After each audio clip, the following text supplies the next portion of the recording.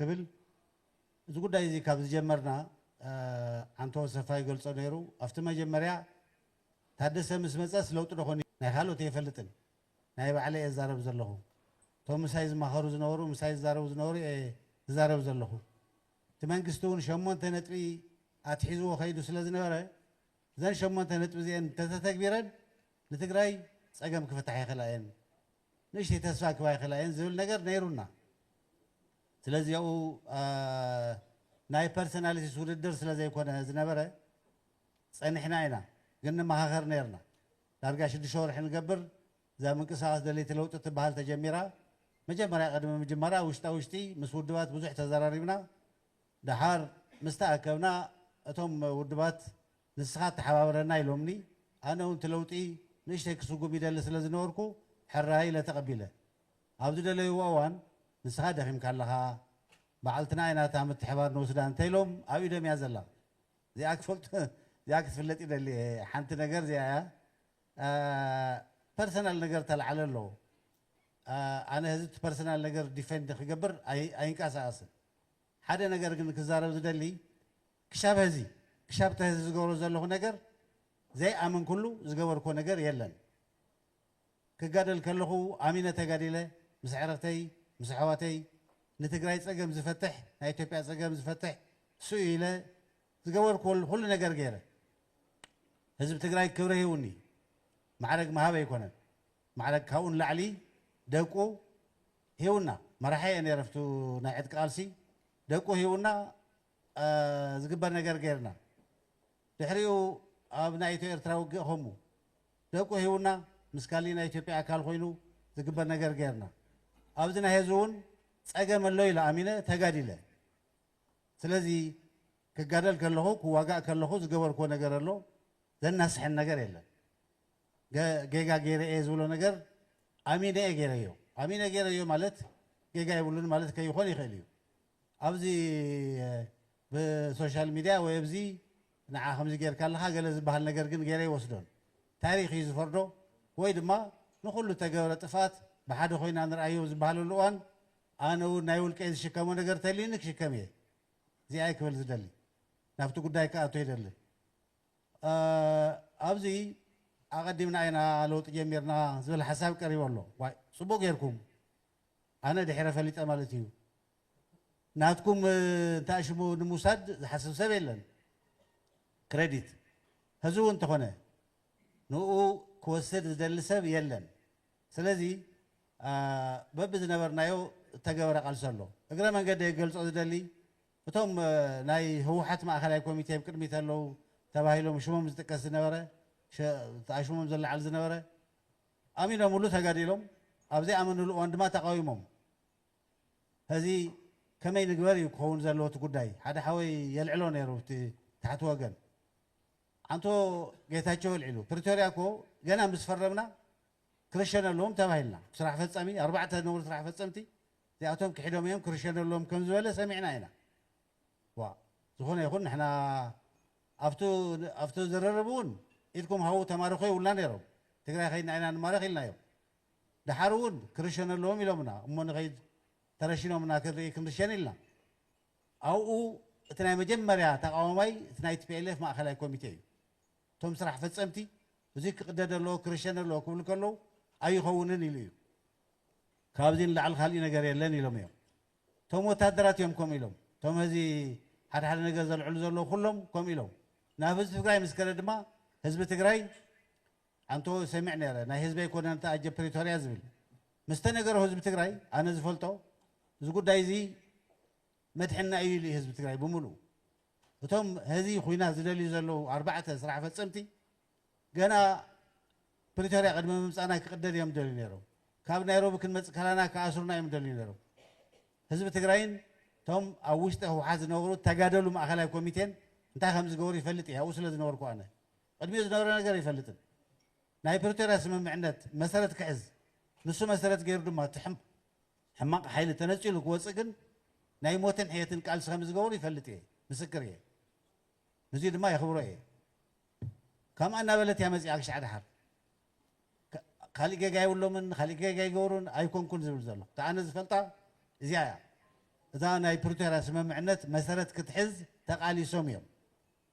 لو تنخمت بزوم هزلو ما راح تخوينا كن كدي نخيل نيلهم تقالي سوميوم انتهي مصنيرو خليه قداي سر بقس لو تواهي لك مسكلو مقال نيرنا كلاتنا نسمع نيرنا زنقر زعما تخكل يكون نيلنا حيل زنور بزح زباله حيل نيرو تتقبر نقر تقيرو حزب تግራይ مخيرو ناي باعلو منግስት باعلو يحازيلنا تخارا خيرنا بزح نقر كنقبر فتينا عقمنا تسبنا يبعلنا صقم تسب زخونه يكون منقدي كاو لعلك وسدنا يكاله سلازي ازي بحوا نقدمته نتقم زمسلني اقدم بيلو بزح نقر زرعي زناقحه كاب تفلالي سركمسانسس لو يدلي زبل حيل انتليو هذا حيلك مصكلو اوجهانكو عمصها يصبو زمسلني بحد خوينا نقالش يصبو زمسلني تدنا هتقبر هزمصيخا صبو يمسلني نتقال زداخم يزمسلني تخالي تكزارا وازدلي بزعوا ناي دليت لوطي تملكتيا حدا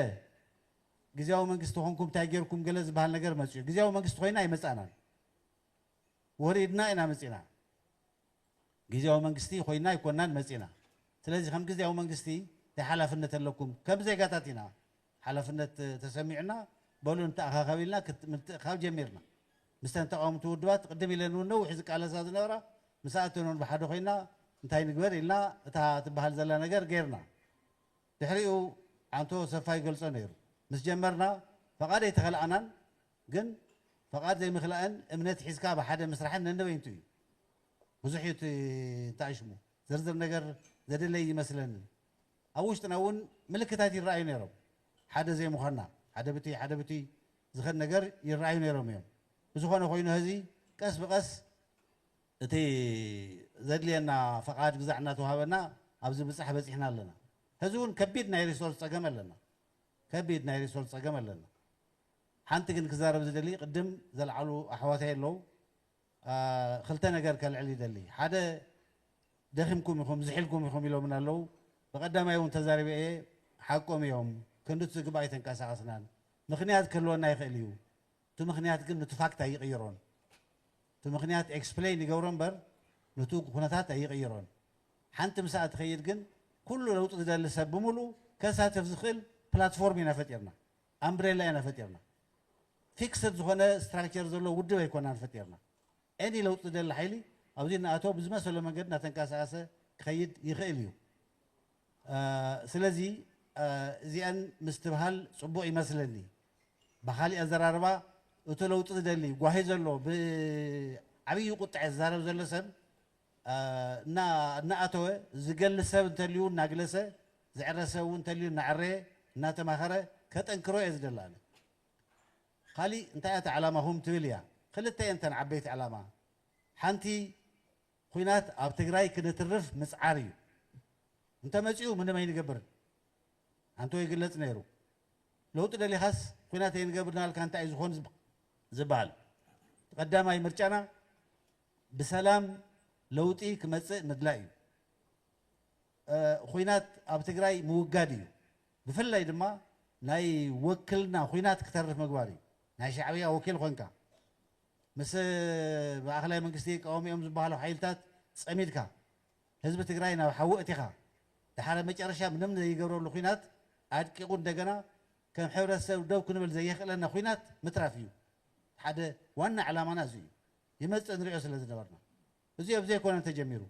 افت منግስትና هلنا ሆነ العلنا ينا ببز خدنا يكو سلف تغيرو سب علقلق كبلو كله سب نغيرنا يو سلامين عند الليلنا يو كل تسب تزو مصسب بشحاز زقصر سلامين عند الليلنا يو كالاي بتاز مصانا يا محدار كن كده يندلين يلنا يو خلتي انا مصيوني ناي حزب ጭርሐየን ابزي مس مصانا ونستنى نعزلنا سلام تاي قبر يخل بزح من قدرتات له بقدمي تخالني يقلص نيره حدا ناي خوينات مسارحيهم محداقي حزب محداق سراويت محداقي كاو كنغورو نخلينا كندس تخالنا نغورو بزي حاليفو زمص خوينات تليون بطعمي بزح واغا زي يخفلنا حدنتنا زي سبابرنا كون نغورو بزي تحدا اتخالاي علامه ناي حزب منግስቲ متكاليو كشاب هزي اب تግራይ ناي حزبي منግስቲ نيرو ايفلطن إلا انا تبجسنا ننبرلو ننبرلو زي قدش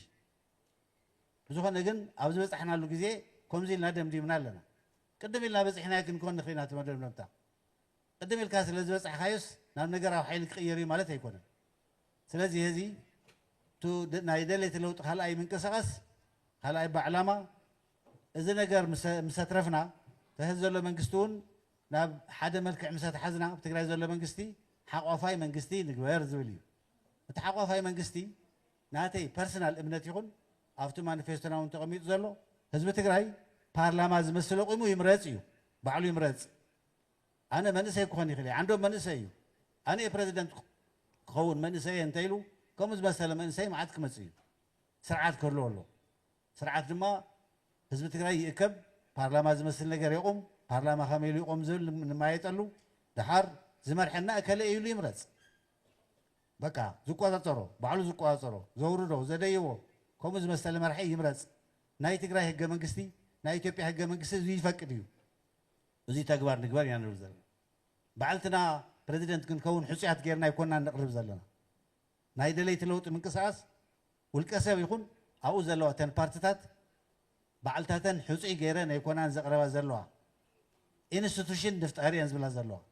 حزب تግራይ كل صقمو بحاده خوينو زمخرلو بحاده خوينو زوسنلو ناي لمعات ناي كوينات ناي سلام بحاده خوينو زوسنلو منግስቲ ሃልዎ መንግስቲ ማለት ፓርላማ እዩ ፓርላማ ይሃልዎ ትግዚያው መንግስትና ሃልና ተቃሊስና ኣብዚ በፅሕና በፅሕና ህዝቡን ንስቲና ንብል ዘለና ኣብ ታሕቲ ወረዳታት ክወርድ ከሎ ህዝቢ ናይ ባዕሉ መማሓደርቲ ባዕሉ ይምረፅ እዚ ደንቢ እዩ ህጊ እዩ ናይ ትግራይ ህገ መንግስቲ ዘቕመጦ እዩ ናይ ህዝቢ ትግራይ ሓድነት ዘምፅእ እዩ ፀገማትና ዝፈትሕ እዩ 70-80% ፀገማትና ዝፈትሕ እዩ ስለዚ ናይ ከተማ ከንቲባ ይኹን ናይ ወረዳ ሓላፊ ብናይ ወረዳ ቤት ምኽሪ ብናይ ከተማ ቤት ምኽሪ ይመረፅ እቲ ቆምና መንግስቲ ይቆም ክንብል ከለና እዚኦም ክልቲኦም ፒላራት ናይ መንግስቲ እዮም ኣብ ልዕሊኡ እቲ ዝመፅእ ካቢነ ኣብ ሜሪት መሰረት ዝገበረ ኢንክሉሲቭ ዝኾነ ንኩሉ ዝሓቁፍ ካቢነ ይሃሉ ዕጡቕ ሓይሊ ካብ ናይ ፖለቲካ ፓርቲ ወገንተኝነት ይውፃእ ከምታ ዝብሉ ነገራት ኣለዉ ኩሉ ሰብ ዝበጎም እዚኣቶም ንግበር እዩ እቲ ዕላማ ስለዚ እንድሕር ቀኒዕኩም ተቢልኩም እንታይ ኢኹም ትገብሩ ዝብል ተን ዕላማኡ ተቐሚጠን ኣለዋ ግን እዚ ክልተ ነገር እዩ ዘሎ ሓደ ተህዝ ዘሎ ፀገም ከመይ ንፍታሕ እዮ ትጭቡጥ ፀገም ኩናት ኣብ ትግራይ ከይግበር ምግባር እዩ እዚ ንፍታሕ መጀመርያ ድሓር ካብኡ ንህዝቢ ዝሓቁፍ ህዝቢ ዝድግፎ መንግስቲ ነቑሙ እዚ እዩ እቲ ዕላማ ኣብዚ ዝኣቱ ሰብ ብምልኡ ማሕበር ይኹን ኣቃውምኡ ድማ ንኩሉ ዝሓቁፍ እዩ ፕላትፎርም ኢና ፈጢርና ናይ ሓደ ውድብ ማኒፌስቶ ኣይኮነን ውልቀ ሰባት ክኣቱ ይኽእሉ ብክልል ደረጃ ብዞባ ደረጃ ክኣቱ ይኽእሉ ኣብ ወረዳ ክኣቱ ይኽእሉ ማሕበራት ክኣቱ ይኽእሉ ፖለቲካ ውድባት ክኣቱ ይኽእሉ ድሓር ሳቶም እናተማኸሩ እናተሰማምዑ ኣብ ወረዶኦም ኣብ ዞብኦም ባዕሪ ከለ ተሓባብረና እናበሉ ከምቲ ኣብዚ ንግዚኡ እስኻ ተሓባብረና ኢሎምኒ ዘለዉ ከምኡውን ከምኡ እናገበሩ ዝኣቱ ሰብ ብምልኡ እናእተና ተነ ንእሽተይ ጭሩቅሩቅ ዝብላ ዘለዋ ፈለጋት ጭሩቅሩቅ ዝብላ ዘለዋ ናይ ህዝቢ ተቃውሞ ውሕጃት ንኣከብናስ ናብ ዓብዪ ውሕጅ ንቐይረን እሞ ንለውጦ እዩ እቲ ጉዳይ ስለዚ ኣሰራርሑ እውን ዕላምኡ ጥራሕ ዘይኮነስ ኣሰራርሑ እውን ሓቋፋይ ክኸውን ንኩሉ ሰብ ከእቱ ኣብ ዘዘርከበሉ እናኣተወ እናተቃለሰ ክኸይድ ድሓር ነወራረዶ ሒሳብ ተልዩና እዚ ምስ ፈታሕና ቀሲልና ነወራረዶ እዚ እቲ ዕላማና እዚና ኣቐሚጥና ዘለና ኣብዚ ተለዓለ ኣነ እውን ዝብህጎ ፅቡቕ ነገር ኣሎ ናብ ተግባር ንእቶ ዝብል ድፍኢት ኣሎ ፅቡቕ እዩ ዝተኣሽሙ ኣብዚ እቲ ሚዛን ምሕላው ፅቡቕ ይመስለኒ ኣብ ተግባር ንእቶ ይብልን ናጋ ንግሆ ስታድዮም ዓለቕላቕ ክነብሎ እንተኽኢልና ብሰልፊ ብጣዕሚ ደስ ይብለኒ መስቀል ኣደባባይ ክንወፅእ ተኽኢልና ብጣዕሚ ደስ ይብለኒ ኣብዚ ጥራሕ ግን ኣይኮነን ኣብ መቐለ እውን ከምኡ ንግበር ከምዚ ክንገብር ዝጠምረና ነገር ክንሕዝ ኣለና ዝጠምረና ሓደ ዕላማ ካልኣይ ኣሰራርሓ እዩ ደለይቲ ለውጢ እዚአን ክቐምጥ ይፈቲኑ ዕላማ እዚአን ይኹና ኣሰራርሓና ድማ እዚአን ይኹና ኢሉ ከቕምጥ ይፈቲኑ ኣብዚ ውሽጢ ዝኣቱ ሰብ ኣትዩ እናተቃለስና ፀገም ንፍታሐዮ እዩ ዝብል ዘሎ ይቐኒየለይ ብዛዕባ ተወድዓውነት እዚ ዘላሉ ኩነታት ህዝቢ ዓዲ ኣብ ብዙሕ መከራን ፀገምን ኣለወ زيدنا هنا وقع زقباء وصينا نقويلو لايف على موبلايز نقوللو بزحت صقمات اللونا سلازي دراش زعما منقصاص زعما بارت بروجرام ويقله لما يطلوا لاكجري يبلان بزول حدا كونسرن تلعيل بحد وقن ون تمدرخ وعلون organized خوين وي قربان انتس بكينوت سبيكر ملكي انتس بخونه ملكي توديو تتمص فوكس مخونه يرت ديسكشن همكم سلا زي مصاهم وصيتاو لي كون يخل يمثل مدرخ زبل حدا متحساسو تلعيل خو حدا هنا سالسيتي او زي تمر خري ازدلي ركبكم مس فدرال مس حيل سلام نولو مستوف تግራይ ውሽጢ ዘሎ በዓሉ ምስ ህዝቢ ትግራይን مستوف ትግራይ ዘሎ ለውጥ ዝደሊ ኣብ ሰራዊት ይኹን ካብ ሰራዊት ወፃእ ዘሎ ኣካል ርክብኩም ታይ መስል ዝብል ዝተሓዛ ሰለስተ ነገራት እየ خبر قرب ክፍትን ቱ ቀማምጣና እንቅስቃሴ ለይቲ ለውጢ ከምቶ ዓምዶም ዘቐመጦ ያው ጌታቸው ስለዚህ ሀጸጸ ተኩነታት ውን አብረህልና ከርስ ለዘደለ ይቀድሙ እንበር ከምቱ ሁሮም ዘቐመጦ ምንቅስቃስ ኢልና ዝጀመርና ቅድሚ 6 ወርሒ እዩ ቅድሚ 6 ወርሒ ማለት 6 ወርሒ ድሕሪና ታደሰ ፕሬዚደንሲ ምጥያሽ ማለት እዩ ታደሰ ትጣየሽ ብቱ ከምታ አንተ ዘልኩን ጎብቱ እሱ ዘቆሞ ፋንዳሜንታል ስትራክቸሩ ዘይተቀየረ ጌታቸው ብታደሰ በመቅያር ዝሕሸው ጽ ደሆነ የምጽእ አየምጽን ንናዕልና ርእይቶን ገምጋምን ነርና ንሕና ወጥራት ይኮናስ ወላት ፌደራል መንግስቱን ማለት እዩ ዝኾነ ግን ይፈተን ተባሂሉ ተፈቲኑ ፕሪቶሪያ ዘቐመጦ ፕላንን obligation ጥራት ይኾነስ ተወሳኸውን ሓደ 7-8 ዝኾኑ ነጥብታት ተዋሂቦም ከምዚ ክትገብር ተዋሂሉ ወይሉ እዚ ለኸግብርውን እቱ መንግስት ሓቀፋይ ገይረ ከምዚ ገይረ ክገብር ይል ዝኣተውን ኮሚትሜንታት ነይሮም ፕሮባብሊ 6 ወርሒ እሕና ላውዝ ምንቅስቃስ እዚ ቅድሚ ምምፃና ዝወሰደ ዝመስለኒ ይኸውን ደኾን ፕሮባብሊ ጌታቸው ሒዝዎ ዝኣተወ ቲም ደኾን ክኸውን ይኽእል ፀገም ሓደ ተኣምር ሚራክል ደኾን ይነብር ዝብል እውን ነይሩና እዩ ድሕሪ 6 ወርሒ ንሕና ማኒፌስቶ እዚ የውፂና ምንቅስቃስ ንጅምር ናታደሰ ወረደ መንግስቲ ኦርቱ ሳልሳይ ኦር ዋሬቨር ካላይ ዝተባሃለ ፌይል ከም ዝገበረ ከምዘይ ይሰርሐን ከምዘይ ይኽእልን ريناينا ويو قدمون بزح عقافين ورن جن زحشن يرو أبنا تقرأي نا منقسنا التاريخ probably المجمر تاجزي حدث شخون كلته تقام بارتو وين تبلف زي كون السوزات وتقدموا وين ورمو زحشة زبهل نورة سويو صمدو تايدخونس ولا سوي فلتن أمزينا على خدنا قريفة نمبر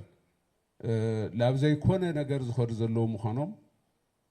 زخفاء مكران حرقان كم صلى مخانم مصر أناينا يمرنا يزي تمنقصاص obviously متقامة يرلين قلنا نا بارتات program ونا بارت manifesto ونيكونن بزح civil society ونقولوا زحسب مينيما أفتنا تقرأي هلاواتن سلاما مدحان زنك أساس سو زبلة أكل زبلة زحقوف جيرس تأمت إمبرنا بارت برنامجنا ينورن كم غير ناتن منك أساس of course ركب نيرو مردا نيرو مس فيدرالون جن نحنا شعوب عالت تتفرسون مدلنا نيرناتنا interim administration نحنا خنفرسوينا فرسلو هزبن كأساسنا بعمز بتقاومه خنفرسوينا حد ويتدراديرنا ويقالنا خنفرسوينا حدش حقف من قصة نتعيشنا تنبل ፌደራል መንግስቲ ቱ ታደሰ ዝመርሖ መንግስቲ በጀትዩ ክፍትነ የገና እየ ይዝብል ነይሩ ከምዚ ነይሩ ምርድዳ ኣሎ ኣብቲ ፕሪቶሪያ ማእኸል ጌርና ሓቢርና ክንሰርሕ ክንቃለስን ግን ኣብቱ ፕራዮሪቲስ ኣብቲ ጎል ኣፈላለየ ነይሩ ንሕና ኢሚድየትሊ ይርአየና ነይሩ ክፈርስ ከም ዘሎ ቁሩብ የኺደና ይኾን እዩ የስርሕና ይኾን እዩ ዝብል ረኣያን ግምትን ዝነበሮም እውን ነይሮም እዮም ሓደ እዚ ኣሎ ሓወይ ዓንተ ወርክብ ዘልዕልካዮን ቱና ታደስ ናጌታቸው መግለፅን ዓምዶም መግለፅን ብሓደ ምስ ቀረበ ዝረአናዮ ነገር ትሪእዎ ምናልባት ምልሰልኩም እዩ ኣብ ከይዲ ኣብ ምንታይ ኩነታት እኒአና እንታይ ክንገብር እንዴት ዝተኣኻኸበና ጉዳይ ኣብ ከይዲ ሎማዓንቲ ከም ዝተገለፀ ዝሰማዕናዮ ንሕና ጥራይ ተይኮና ደለይቲ ለውጢ ጥራይ ተይኮናስ ፌደራል መንግስቲ እውን ቱ ይኾን ደኾን ኢሉ ዘቐመጦም ምሕዳር ኣብቱ ዝገመቶን ዝደለዮን ዘየለ ምዃኑ ዝተረድአ ትድንበር ከፊቱ ምፀላእ ሃገር ምፀላእ ህዝቢ ምፀላእ ፕሪቶሪያ ዝኾነ ሓይሊ ተሻሪኹ ላብ ሓደጋ ዘቃልዓ ለላ ምዃኑ ንትግራይ ጥራይ ተይኮንስ ነቲ ሃገር እውን ላብ ሓደጋ ዝጎታ ዘሎ ምዃኑ ተረዲኡ ብኡ ምክንያት እውን ድንበረይ ከኽብር እየ ህዝበይ ክውሕስ እየ ኢሉ ሓይሊ ዘዋፍር ዘሎ ምዃኑ እዩ ነጊርና ጌታቸው ከምቲ እሱ ዘቐመጦ ቅድሚ 6 ወርሒ ወይ ቅድሚ ዓመት ኣብ መንጎ ሰላምን ኣብ መንጎ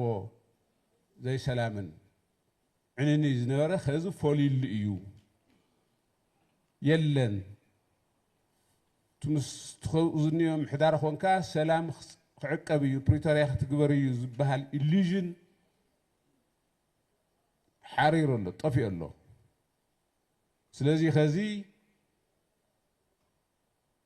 ንወፍር ኣለና እዩ ዝበለ ጌታቸው ተቐሚጡ ትዛረብ ከም ኮርስና ስምረት መራሒ እዩ ግን ከም ና ስምረት ወይ ከዓ ከም ኣባልና ምንቅስቃስ ደለይቲ ለውጢ ኣይኮነን ተዛሪቡ ከም ና ፌደራል መንግስቲ ናቲ ጠቅላይ ሚኒስትር ና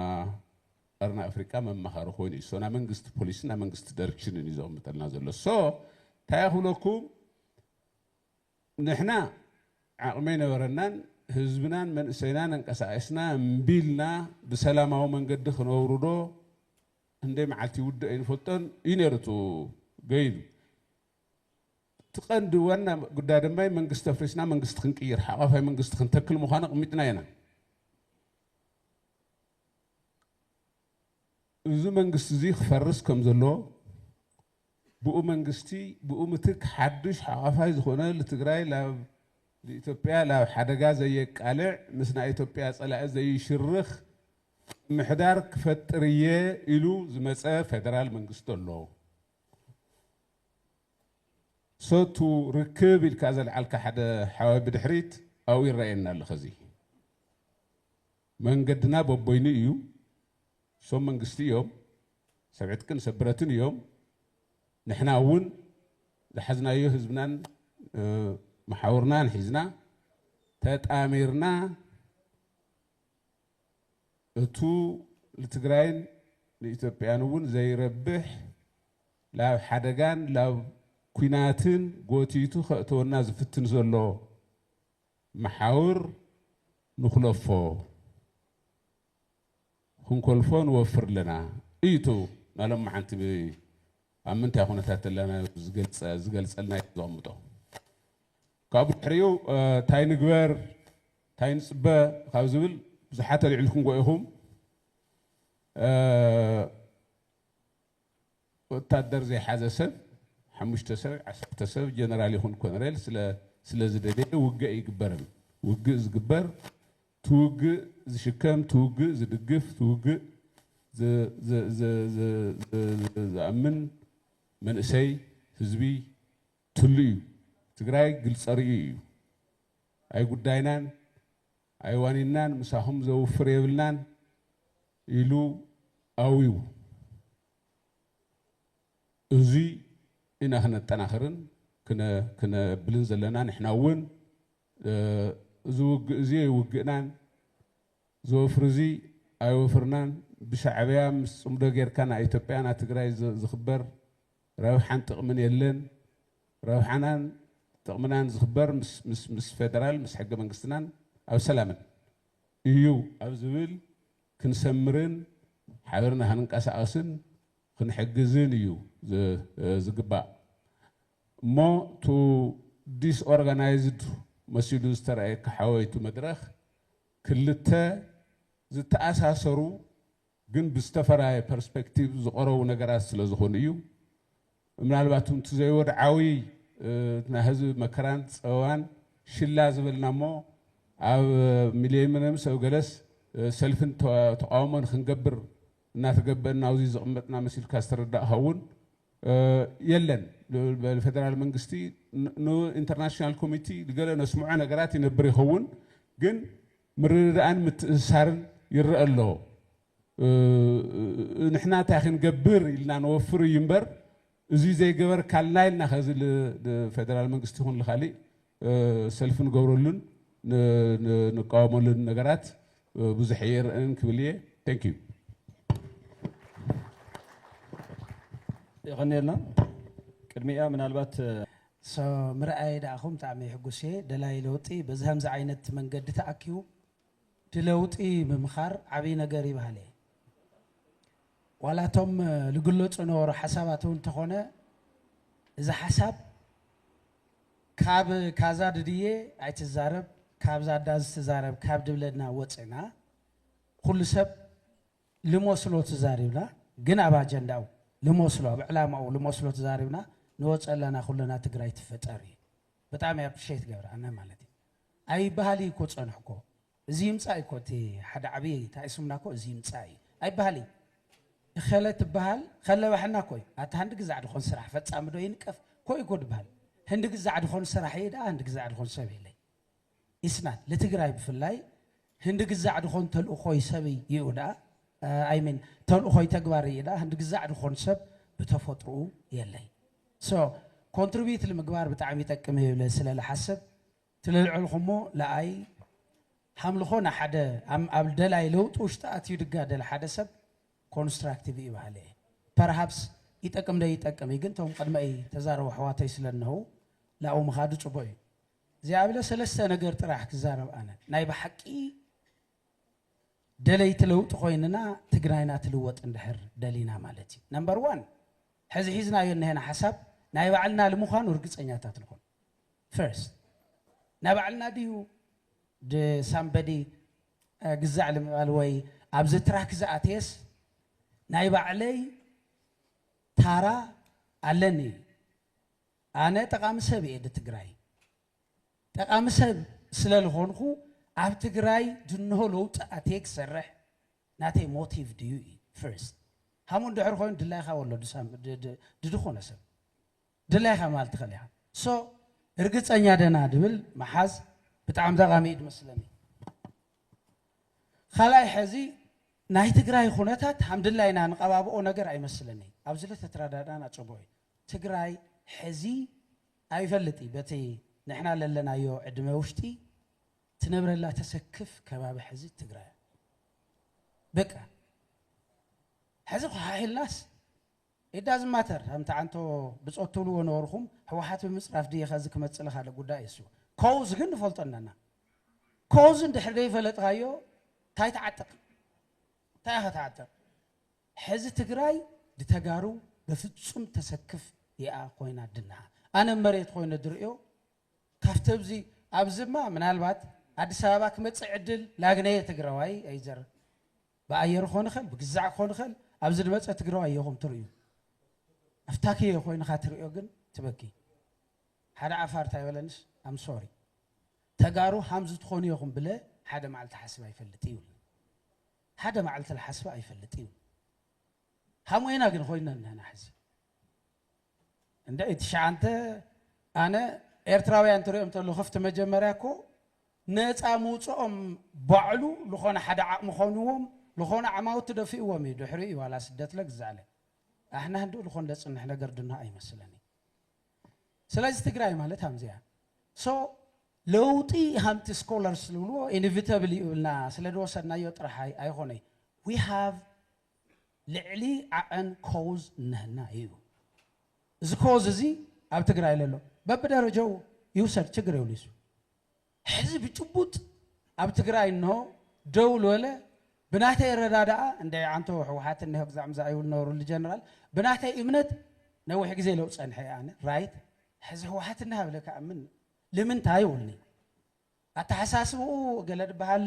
السب من يهوني حوحات ما أنا حسبا تهزبي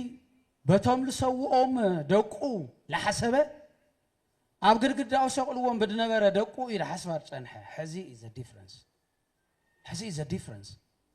بناتي ابنتكو عبي حيل حزاس الحزب ده يتقامتكو بزحات بارتيات العالم مرأي كالي سلازي حزي لو تقدني كمتصل بقى تدليت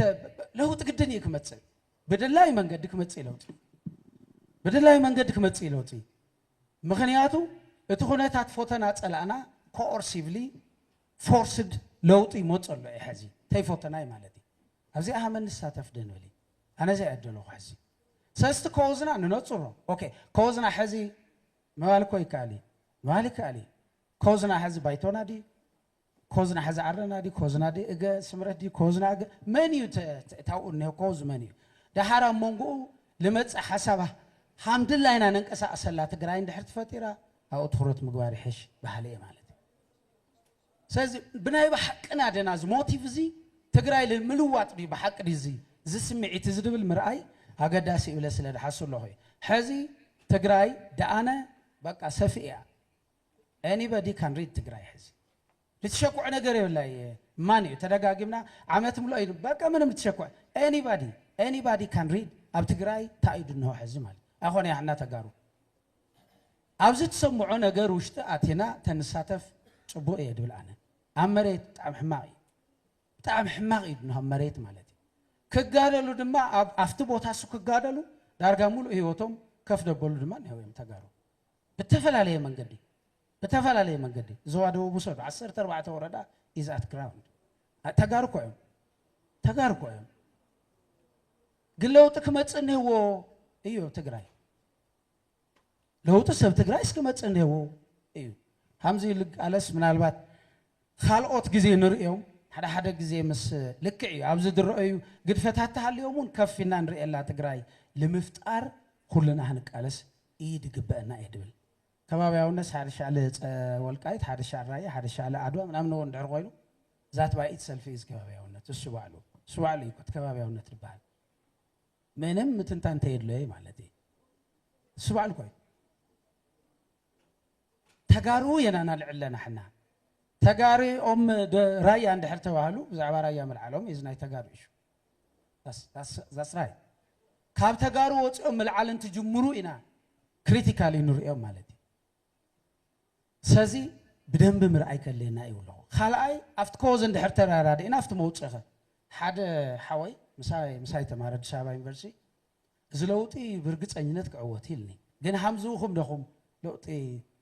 عم تلوت هنا تحمزوهم ده تأتي تدليو لنلو أنت عنده وروهم خزل دس خامة راح تخوني مثلا بعد قتسي مثلا I think yes right جن cumulative كوي ممرح عقمي ناي نور عقم ناي تجراي أفلا لاين عندهم أنا دردو ناي تجراي موالس قالي أنا أثنا قالي أنا خالوتنا نجبر موال ناي تجراي كوي موال ناي تجارو كوي لعلي عدواس يكايت 10 حدا كخبر يدلي ما والهتنا يوم زياتهم ابزينا نرئي القبنا ابزي ندحر رئينا تاين خونينا مالتي عقمنا كاكبي عقمنا ندحر تاكيو دما تعانتو ودوخكم قادمو لتخونه اكالو لا غودل لموصو حز خله كاب حزبي توتالي اب حدا غزي ودبا يمسلني زود بزي اكالو لا غودل يدمصه أكلنا لا قدرنا عند حرنا خد خوينا حزلة بتأمر بتجراي ندول يلوت كنا متسعين خلي سو تاي حدا منسي منسي تاي مو حزي كنصا وعدينا تግራይ ግልጽ ያኮነ ብለናኮ አነ እንድዒ አነ ሕዚ ዮሴፍ ክጽውዕኒ ደሊ እንድሕር ክቃለስ ኮይነ ወይ ክሓድጎ ተደይ ኮይኑ ማለት እዩ ኩሉ ሰብ ይምፃእ ኩሉ ትግራይ ተኣከብ and ኩሉና ድማ ናይ ተግባር ሰባት ምዃን እያ ካልአይቲ ክመርሖ ንህዎ ዝለውጢ ገሊኡ ደጋፊ ናይቲ ለውጢ ገሊኡ ድማ ዋና ኣክተር ናይቲ ለውጢ መራሒ ይድኾን ኦኬ ንሕና ደለይቲ ለውጢ ተባሂሉ ተፈላለየ ተሓሳስባ ንህዎም ተጋሩ ኣብ ሓደ መፅኦም ይምርሕዎ ላፍቲ ሓደ ዓንዲ ዝኾነ ሽግሮም እሱ ይፍትሑ መጀመርያ ንብል እዚኣ ጉድለት እንድሕር ሃልያ ታፍታ ጉድለት ኣቲኻ መምላእ ደይምሕ ኣይሕሽ ድየሞ እሳ ኮ ኣትሕሽ እሳ ድማ ናይ ኩሉና አይድያ ገባር ድዩ ምሁር ድዩ ኩሉ ክፋል ኣብዛ ኣቲና ንረባረብ ሰላማዊ ልበሃል ኣነ ሰላም ባይ ኢትሰልፍ ሓደ ግዜ ዩኒቨርሳሊ ንብሎም ዴፊኒሽንስ እንሄው በቃ ሰላም ጨለ ይድዑ ፍለድ ምናምን ለ ኦፍ ኮርስ የስ ኣሕባል እዚ ሕዝ ሰላም ለትግራይ ጥይት ደው ምባል ማለት ድዩ በቃ ደይተኮስካ እሽ ማለት ድዩ ሕስ ድዩ ወይስ ደው ኣቢሉ ላብ ዳግመ ህንፀትና ላብ ሪሃብሊቴሽንና ከይንኣቲ ድገበረ ሓይሊ እሞ ከዓ ብጣዕሚ ብንኣሰ ዋጋ ኣልቂቕኻ ትራማ ኣልቂቕኻ ላብ ስራሕ ከኣቲ ምግባር እዩ ትግራይ እዩ ሰላም ማለት ጥይት ተኩስ ስለደየለኩ ሕዚ ኖ ፊውቸር ኮ ትግራይ ሕዚ ነጋጉ ሓትስ ሳዕሪ ዓድድ እናሃታ ኣዶስ ህንፃ ካሃንፅ እየ ማላይ ኸኣለት ይኮን እሽተይ ድርብ ኣብ ብሎኬትስ ክሰርሕ ክኽእል እየ ማላይ ኸኣለት ሕዚ ካብዚ ላዕሊ ዶ ሰላም ምስኣን ደና እዩ ካብዚ ላዕሊ ኮ ሰላም ምስኣን የለይ ኣብ ልሞቼ ኩነታት ኦፍ ኮርስ እንታይ ብሎም ንመስልኩም ዳኣነ ዝቃልሲ ዝቐልጢፉ ክዕወት እንህዎ ዝለውጥ እዚ ተመሳሳሊ ርድኢት ድማ ተመሳሳሊ ፔይን ማለቶም እዩ ብተመሳሳሊ ፔይንስ ክንሕዝ ኣለና እንተደይ ኮይኑ ገሊኡ ኣብ ብጣዕሚ ሕዚ እውን ይቕምል ይጠሚ ግዛዕ ይብሎ ይስደት ኣሎ ገሊኡ ልሕሸ ኩነታት እንህዎ ስሉጥ ክነምፅእ ንኽእል ሲነርጂ ንፈጥር ኣለና ኣብዚ ኢሎም ሓቆም ስለዚ ሲነርጂ ንፍጠር ብኩሉ ገፅ ድከኣለና ነገር ንግበር እርግፀኛ እየ እዚ ለውጥ እዚ ክዕወት እዩ መናእሰይ ምሁራን ድማ ኣብዚ ክንረባረብ ኣለና ሓደ ነገር ግን ምንም ግዜ የለን عندهم قد أحد جزء 17 عام تقاليسنا سيرنا يوم جزء يقول لي سمعوا نيرة هذا دخونا جزء دهبي اللي مريت هذا يبقى تتوانا نقرأ لو تكمل تصير خاص بمعدو تقلا أولو أيقوني هذا we have to act and لو تدمع تقراي جود نقبر كبري مقاسي سواتنا يغني له ترى أنا خابزي يقولوا مكران صعين حصر بزولت مل اختلاتني زي دلائل لوتي حدش ولده خنبلون خلينا بزيادة ما بقاسي وفلوتي تي أبعد هاللوزنا برا سرعة أكا نتقرأي جز أريد الله سلازي نعطى أي مدمع بحبرة بناي political ideology في اللي أتكي جبره حبيروخ كالس تبقيس الله أو زلنا عاب خبرة جالس دليه أبوزح جزء ناي تقرأي political آخرين كله أمر بايس سجرونيهم كم نقفيتان تتقبلكم ما تصبغيو مغنياتو بين خات تخلي الكاتن وبرلو عدل يلن فلايد ما بصغرنا أفريقيا فلايد ما نويح تاريخ نويح ناي سرعاتن محذران حابتن سأجان زلكا سلازي قربت ناي تقرأي بوليتيكا مس كبابي أبت كبابي زلو حايلتات مس زمادي دليو سأجاماتكا معلت قليل بزوالة مجلس أسي أبي إرترا سلام هاليو أبت تقرأي شجر كولي كليني أبي إرترا ندحر أجام هاليو أبت تقرأي سلام كولي كليني زرعنا يتمكرو خازي سلازي تفعلالينا خندبر بزح عدلات يبلنا سلازي ناي حبارت أجامنا كل جزء إدني إتتحيزنا ناي حبارت أجامنا كنك على يجيب بقى النايب مهنياتو السيوم كأ سقابلومي إذا كلته سرعة أكات تقيلهم تختيلهم حزبنا زت أفوز الله زختلوا زلوا ميلها نسي أمودا تزبلان تاع تساعد في النت حزبي كعب اللو إذا كلت سرعات هوهات شعبية عندهن سبيسيفيك نمقبار تتعمل ميلان تاينيرو بوليتيكا involved مقبار كم حدا وي بحما بحس يرس بنيجاتيف مرأي جن نبحك كل سب كحسب وزلوسي ብዛዕባ መጻኢ ውላድካ ንዝሓስብ ሰብ ክትከታተሎ ወይ ከዓ ቀሪብካ ምስኡ ክሰርሕ ወይ ዓገብ ክትብሎ ክትእርሞ እንድሕር ዳደይ ክኢልካ እዛ ወሪዳትና ዘላ ሽግር እያ ትወርደና 60 ዓመት ብረታዊ ቃልሲ ተኻይዱ ስጋብ ሎሚ ኣብ ሞት ኣብ ስደት ኣብ መከራ ኣብ ጥሜት ኣለና ብዘይገድስ ሰሜን ዲና ደው ተፈለየ ነገር የለ እስካ ሕጂ ስለዚ ተሳታፍነት ህዝቢ ክዓቢ ሓደራ ይብለ ምክንያቱ ብፍላይ ድማ ምሁር ኣካል ኣብዚ ተበጊሱ ዘሎ ምንቅስቃስ ዓብ ሞተር ክኸውን በዚ ጋጣሚ ክፅውዕ ደሊ ልክዕ ከምቲ ደለይቲ ለውጢ ትግራይ ኤርትራውያን እውን ብተመሳሳሊ መገዲ ደለይቲ ለውጢ ኤርትራውያን ተበጊስና ኣለና ብወገና ኣብ ጎንኹም ኣለና ንስኹም ድማ ኣብ ጎንና ኮይንኩም ናይ ሓባር ቃልሲ ጌርና እቶም ሓቢሮም ዘለው ስርዓት ጫካ ኣውጆምልና ዘለው ኣብ ምድሪ ዓደቦና ሓጊሕግና ሰላማዊ ዝኾነ ሃገር ክንሃንፅ ኣብ ኩሉ ዝቐርና ኣፍሪቃ ተሰማሚዕናን ተራዳዲእናን ክንከይድ ምፍልላይና ናይ ፀላእቲ እዩ እቲ ናይ ፀላእቲ ዝገበርዎ ምፍልላይ ሰሜንን ደቡብ ተጋሩ ድማ ኣይነቐፅሎ ትማል ኣሕዋቲና ነርና ሎሚ ኣሕዋቲና ክልተ ሃገር ምዃንና ግን ፀገም ክኸውን ስለ ዘይክእል ናብ ዝሓሸ መገዲ ክንከይድ በዚ ጋጣሚ ዝሓደራ ክብል ደሊ ይቐኒየለይ ካብ መድረክ ሓሳብ ንህበሉ ካብ ተለዓለ ነገር ወፃኢ ክልተ ፖይንት ሓሳብ ንምግላፅ ኣነ እዚ ገዛ ልቢ ክሓስበሉ ኢለ ዝሓስቦ ነገር ሕወሓት ዝልበሃል ጉጅለ ዝሃብናዮ ቦታ ብጣዕሚ ዝተጋነነ ይመስለኒ ሓደ ግዜ ኣብ ግለሰባት ኣእምሮ ውሽጢ ዝፈጠሮ ግዝፈት መስረቱ ጌጋ ስለዝኾነ ከዚ ኣዚ ሓሳብ ዘለዎ ከም ሓይሊ ዘለዎ ከም ግዛዕ ዘለዎ ዓይነት ዓብይ ፀላኢ ጌርካ ዝቐርብ ነገር ጌጋ እዩ ሕወሓት ፖለቲካሊ ሞይቱ እዩ ምክንያቱ ፖለቲካዊ ሓሳብ የብሉ ሓደ ሰባት ሕወሓት ማለት ስነ ሓሳብ እዩ ኣየናይ ስነ ሓሳብ እዩ ዝለኣየ ስነ ሓሳብ የብሉ ፖለቲካሊ ልሞተ እዩ ሕጋዊ ኣፍልጦ የብሉ ሌጋሊ ተደምሰሰ እዩ ዲፕሎማሲያዊ ዓቕሚ የብሉ ዓለም ብምሉእ ዝፈንፈኖ እዩ ህዝባዊ ቅቡልነት የብሉ ህዝቢ ትግራይ ካብ ዝዋን ዝቐንጥጠሉ ስኡ እምበይ እኽኽ ዝበሎ እዩ ስለዚ ልዙ ልሞተ ኣካል እዚ ኦቨር እንትን ጌርና ሓያል ከም ግዛዕ ምዛዕ እንተይ ንገልጦ ፅቡቅ እዩ ተኣዩማ እኒአዎ ተይልና ዕጡቃት ሸፋቱ እኒአዎ ስለዚ እቲ ስርዓት ከትሕዞም ዝግባእ ኣካል ስርዓት ከትሕዞም እዩ ዝግባእ ዝብል ድምዳመ ክፍጠር ዝግባእ እዚኦም ስርዓት ምትሓዝ ኮንትሪቢዩት ክንገብሮ ዝግባአና ነገራት ሃልዩ ወይ ንኽእሉ ነገራት ሃልዩ ኣነ ክንገብር ዝግባእ ተኻሊ ኣነ ዓብይ ጥንቃቐ እውን ደልዮ ሓደ ሓወይ እውን ናገር ነይሩ ኢትዮጵያ ትግራይ ለጋንየን ፕሪቶሪያ ስምዕነት ስሕተት እዩ ተጋሩ ምስ ኢትዮጵያ ለጋንየና ማ ኢትዮጵያውነት እዩ እሕና ኢትዮጵያውያን ኢና ስለዚ ኣነ ከም ተጋሩ በዓልናን ሮልና ቫልዩና ነንእስ ከይንህሊ ክብርና ንቕንጥጥ ከይንህሊ ኣስተዋፅኦና ነናእስ ከይንህሊ ጥንቃቐ ዘድልዮ ነገር እዩ ኢትዮጵያውያን ኢና ፀገም ገጢሙና ዶ ጉድኣት ገጢሙና ዶ ፍትሕ እንደሊ ዶ የስ ኣብ ምንታይ ኣብ ክሊ ኢትዮጵያውነት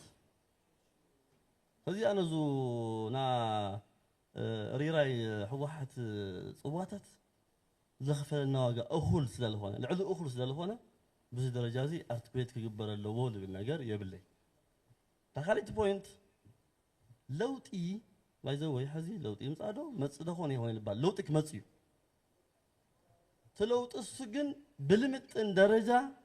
ክንመርሖ እውን ክንገብሮ ለኽእል ምድላው እኔና ድዩ ክውጋዕ ዝግብኦ ዘው ዘሎ ሰብ ተሃሪሱለ እዞም ሰባት እዚኦም ክነብሩ ዝፈቅድ ካሊእ ኣካል የለ ለውጢ ኣብ ትግራይ ናግድን እዩ ምርጫ ይኾነ ለይዠር ይኾነ ግን እንታይ ዓይነት ለውጢ እዩ ኣብ ትግራይ ለውጢ ተለይ መፅእ እኮ ናይ ግልባጥ እኮ ምጥፋእ እኮ እዩ ሕዚ ከም ህዝብስ ንጥፋእ ዶ ወይ ምስ ለውጢ ነምፅእ ይኮ ዝበሃል እዚ ለውጢ ግድን እዩ ግን እንታይ ዓይነት ለውጢ እዩ እቲ ህዝቢ ካብቲ ኣትይዎ ዘሎ ክፀገም ከውፅእ ዝኽእል እንታይ ዓይነት ምድላው ኢሉ ኣሎ እንታይ ዓይነት ምንባብ ይክእል ዝግብኦ እንታይ ዓይነት ዝምድና ይክለና ዝግብኦ እንታይ ዓይነት ሓሳብ ኢኸ መዋፅኦና እንታይ ዓይነት ስትራቴጂና ዝብል ነገር እዩ ክውጋዕ ዝግብኦ እምበር ኣዚፍ እምበኸ ከምዚ ዓይነት ኾን ዶኾን ብልብል ነገር ክርአ ዝግብኦ ይመስለኒ ኣይ ቲንክ እቲ ናይ ምስ ምእሳር ተተሓሒዙ ዝተለዓለ ነገር ያው ከም ዝፍለጥ ካድረታት ሕወሓት ፖለቲካሊ እውን ክጥቀምሉ ስለዝደልዩ ብጣዕሚ ብዝተጋነነ መንገዲ ናሬት ተገይሩ እዩ ዝብል ነገር ኣለና እዚ ማለት ግን بالتፈላለየ ምክንያት ብፍላይ ምስቱ ናይ ኣፍሪካ ሕብረት በዓል ተታሒዙ ሰባት ኣብ ሕጊ ናይ ምጽናሕ ናይ ምእሰር ምልክታት የነበረ ማለት ይኾነ ግን ቱ ምንቅስቃስ ልዕሊ ኩሉ ኣብ ኣዲስ ኣበባ ይኹን ኣብ ከባቢኡ ዝነብር ትግራዋይ ድሕነት ናይ ምሕላይ ሓላፍነት ብጣዕሚ ለጨንቆ ስለዝኾነ ሓደ ጠጠው ዝበሉ ምክንያት ስለዝኾነ ምስ ዝምልከቶ ናይ መንግስቲ ኣካላት ምንግጋር ተገይሩ ትጸገም ብመሰረታውነት ተፈትሐ ነገር ኣሎ እስካ ሕዚ ለይተፈትሑ ተሃልዮም ኮሙኒኬት ምግባር ይከኣል እዩ ሕዚ ግን ብስሩዕ ሲሉ ካብ ኢንፎርማል ርክባት ውፅእ ክብል እውን ካብ ኣርባዕቲኡ ውድብ ሰባት ተመሪፆም በብክፍለ ከተሙ ተወከልቲ ተገይሩ ስለዘሎ ስቑኢሉ ትግራዋይነት ማእኸል ዝገብር ተፈለየ ዓይነት ምልክት ተሃልዩ ተነጋጊርና ምስ ምልክት ኣካል ክቕረፍ እዩ ኣብዚ ግን ክስተኻኸል ዝግብኦ ክልተ ነገር ኣሎ ምናልባት ስም ምፅዋዕ ዘይክህልየን ንኽእል እዩ ብላሓለፈ ማሕበራዊ ሚድያ ብትግራዋይነት ተኣሲረ ለወሉ ሰባት መብዛሕትኦም ናይ ግሊ ጥፍኣት ፈፂሞም እዮም ተትሒዞም ተዚ ትግራዋይ ምዃንስ ዝኾነ ወንጀል ንምፍፃም ፍቃድ ምግናይ ማለት ይኾነ ሕጊ እንድሕር ጥሒሱ ማንም ሰብ ትሕቲ ሕጊ ልዕሊ ሕጊ ይኾነ ብሕጊ ክጥየቕ እዩ ምንም ዓይነት ጥፍኣት ተይፈፀመይ ቋንቋ ወይም ደግሞ መታወቂያ ሪኡ ከጥቅዕ ዝደሊ ኣካል ተሃልዩ ኢና ኖ እዚ ገጋ እዩ ኢልና ክነስታኺና ንብለና እምበ ጥፍኣት እንድሕር ፈፂሙ ጥፍኣት ዝፈፀመ ሰብ ውሕስና ክንህብ ለኽእለና ምንም ዓይነት ሕጋዊ ግራውንድ ለ ምክንያት ለየለይ ብግልባጡ ግን ሓንቲ ፖይንት ኣነ ብስነ ልቦና ደረጃ ግን ኣይነው ትልተሓለፈ ትራማ ኣንደርስታንድ ይገብር እየ ግን ሃም ተጋሩ እዚ ዓድና እዩ ከተማና እዩ ኢልና ጥንክር ኢልና መሰልና ኣብ ምኽባር ለለና ነገር ተናሓስሉ ጽቡቕ ይመስለኒ ለዋዕሉ ሃም ናኻሊ ዓዲ ሰብ ወይ ለዋዕሉ ሃም መሰል የብሉ ገይሩ ዝተጋነነ ስግኣቲ ፍርሒ ዓይነት ስምዒታት ልርኢ ኣለኹ ይመስለኒ ወፀገም ተሃልዩ ዓድና እዩ ሕጊ እኒኦ ቻለንጅ ንገብር ይግባአና ካብኡ ዝሓልፍ ነገር ተሃልዩ ትውዳዊ እውን ልዕሊ ህዝቡ ቅድሚያ ክበል ዝኽእል ኣካል የለየና ኣብታት ናይ ንእሽተይ ሚዛን ናይ ምትሓዝ ነገር ኣሎ ብመንግስቲ ደረጃ እውን ክሊርሊ ማንም ትግራዋይ ኢትዮጵያዊ እዩ ኣብ ዓዱ ካብ ደልየ ቦታ ኣብ ስራሕ ሰሪሕና ምንባር መሰሉ ዝተሓለወ እዩ መንነቱ ማእኸል ገይሩ ክመፅእ ዝኽእል ምንም ዓይነት ሓደጋ ክህልየ የብሉ ዝብል ንፁር ዳይሬክሽን እዩ ዘሎ እዚ ብጉጉይ ክጥቀም ዝኽእል ዝኾነ ናይ ፀጥታ ኣካል ተሃልዩ ግን ኢንፎርሜሽን ተቀያይርና ልግባእ መረምታ ክንገብር ንኽእል ምዃንና ንምግላፅ እየ የቐኒየለይ ምቅንጃይ ግን የድሊ እዩ ምውዳድ የድሊ ልምድን ዓቕምን ፍልጠትን ኩሉ ኣዋዲድኻ እዩ ቃልሲ ዝግበር ለለካ ፍልጠት ለለካ ልምዲ ናብ ጉልበትን ተወግሶን ተጠቒምካ እዩ ትለውጥ ልመፅእ ኣብዚ ዝተወሰነ ርእቶታት ልምሃብ ህወሓት ሲ ኣብ ዲያስፖራ እኒኣ ኣብ ኣዲስ ኣበባ እኒኣ ኣብ ትግራይ እኒኣ ልበል ርእቶ ነይሩ እዚ የትም ኣተሓሳስባ ዝኾነ ይኹን ፖለቲካዊ ኣተሓሳስባ ክሻብ ትሰብ ውሕድ እዩ ዝኾነ እምበይ መሊኡ ኣይሞት ኣተሓሳስባታት ብጃንሆይ ዝነበረ እቲ ናይ ጃንሆይ ሓሳብ ክሕዝ ይኽእል እዩ ብዋናነት ግን ላዕለዋይ ኣተሓሳስባ ዶ ኮይኑ እዩ እቲ ገዛኢ ላዕለዋይ ኣተሓሳስባ ኮይኑ ትልበዝሕ ህዝቢ ልምርሐሉ ለኣምነሉ ልቃለሰሉ ሓሳብ ድዩ እቲ ናይ ህወሓት ይኹን ናለኾነ ይኹን ፖለቲካዊ ቃልሲ ህወሓት ሕዚ 2012 ናብ መረፃ ለኣተወት ህወሓት ወይ መረፃ ነበረት ህወሓት ብዝተፈላለየ መንገዲ የላን ሕዚ እቲ ዋና ማእኸላይ ኮሚቴ ኣስኢና እያ ስራሕ ፈፃሚ ኣስኢና እያ ደጋፊ ኣስኢና እያ ካብኡ ሓሊፉ እውን ናይ ማሕበረሰብ ዓለም ዲፕሎማስያዊ ተቐባልነት እውን ስኢና ኣብ ውሕዳት ተንጠልጢሉ ኣሎ ሪፎርም ግበር ከም ዝተገለፀ ሪፎርም ግበር ተባሂሉ እኳስ ና ሪፎርም ሓሳብ ሒዙ ዝመፀ ናብ ባዕሎም ኣመራርሓ ካብኡ ምውፃእ ስለዘይኽእሉ ናብ ምፍራጅ እዮም ከይዶም ማለት እዩ ስለዚ ህወሓት ሃምታ እንተወል ተባሃለ ኣይነጋንና ብፍላይ ድሕሪ ጥሪ 15 ትግራይ ልመርሕ ዘሎ ኮርን ልዕሊ ኮርን ልበሃል ወታደራዊ ሓይሊ እዩ ህዝባዊ ቢታታት ተራእዮም እዮም ኣብ መላእ ትግራይ ተመሳሳሊ ኣሎ ግን ዝተዓፈነ ከባቢ እውን ኣሎ ሰላማዊ ሰልፊ ናይ ምግባር ዕድል ሓሳቡ ናይ ምግላፅ ዕድል ሰኣነ ከባቢታት እውን ኣሎ እምበ ኣብ መላእ ትግራይ ምንም ዓይነት ተቐባልነት ለይብሉ ሓይሊ እዩ سلازي نحن نتقالسنا لنا دحرت ترى 15 لهوحات يخوناي لهوحات مكلاس حدينا هنا لوتو كورن لعل كورن لبحال وتهدراو حيلنا نقالس لنا بوليتيكاو قالس لبحال حساب مس حساب ننصصرخا ناتخرخرخا لوتو حساب لمسعر صعر تقبر تونكاي حزي ግን አውል ነወር ነይሮም አጋ መጨረሻ نحن هوحاتنا ኢሎም መጽኦም ቶም ወታደራት ናይ ጣብያ ምምሕዳራ ተፍሪሶም ናይ ወረዳ ምምሕዳራ ተፍሪሶም ናይ ክልል ምምሕዳር አፍሪሶም ስለዚ ጠበንጃ ኢል ተቃለሰና ለሎ ሕዚ ጠበንጃ ተቃለሰካ ተሎ ታይኻ ትገብር ንብል ናይ መጀመርያ ናይ ሰላማዊ ቃልሲ መንገዲ ምን ይል ትኩሰለ ይለሎ ኢልኻ ምንጻር እዩ ላብ ህዝቡ ክትኩስ ድልየት ለሎ ሓይል መን እዩ ኮርን ልዕሊ ኮርን ልበሃሉ ካብ 200 ለይበልጹ ወታደራዊ ኣዘዝቲ እዮም ታልኸቱ ተገዳላይ ታይል ብል ሰላሚና እንደሊ ኢሉ ሰላማዊ ሰልፍታት ተካይዱ ናይ ሓደ ፓርቲ ወታደራዊ ይኾናን ኢሉ بسلامه وسلفي حساو قليصيو سلازي حزي لعلواي حيل لولو لغزيو تو كورن لكورن لإزيز يخون عفت بايتا كن تو وانا حيلي تو TDF لبها الحيلي تمن اساي تولدي عمل لا تقراي كبها بالخل منقدي سلامه وسلف غير تقايمي تايدا اي حزناني عند حزه هندوزي لاكل حيلي تقام خوينو مني يحزناني قلت ما نغراتيم حدا تسفا ليقرص اسبلو مريت كو وهاوكا ايو دي ار كو وهاوكا ايو افتو تدي اف لولو معناتيو بتسفا تلي هاو همزو نانكورارفو واذا خلي تقالي سدو منبر كاتي حاسكو كوص لبل حساب لولو من اسيرلو هذا حديو بنامان بتفعل عليه بروباغندا لسجق له معراب تقرأ قد ينملساي تفناقلت قد يملسيلو نايما لما صلوا بنات بروباغندا سلف على خون حيلي قال له بزخونه يقولنا من لا تقرأي الخونه خباب خيرهم هو واحد دقاف يلي خباب ياوي النت هم مسارح عوي مسارح غيرهم يتقاموا اليوم زول تفليل وصحيلي ጉጅለ ድሕረት ብለሉውን